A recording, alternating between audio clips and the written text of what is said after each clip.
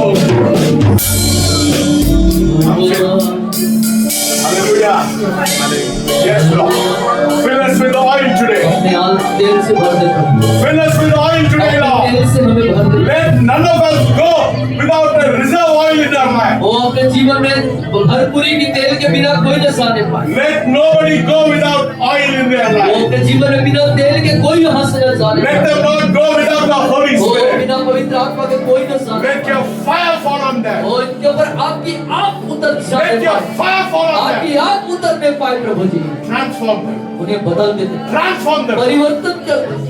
Change them, Lord. ओ पूरा बदल दे प्रभु। Let them be filled with the Holy और Spirit. देवता तेरे पवित्र आत्मा से Let the power of the Holy Spirit. परमेश्वर की पवित्र आत्मा की सामर्थ से बन जाए। With a new anointing. एक नया तेल, नया With a Abhishek fresh anointing. और नया शुद्ध तेल Transforming their life. उनके जीवन को बदलते हैं। Hungry for you. आपके प्रति भूख, Hungry for you. आपके लिए भूखे हो। Let everyone go hungry for you, O Lord. आपके प्रति भूख के साथ जाने पाए। Speak to them this evening. आज की शाम सुबह उनसे बातचीत कीजिए। In Jesus' name. I pray. यीशु मसीह के नाम से दुआ मांगते हैं।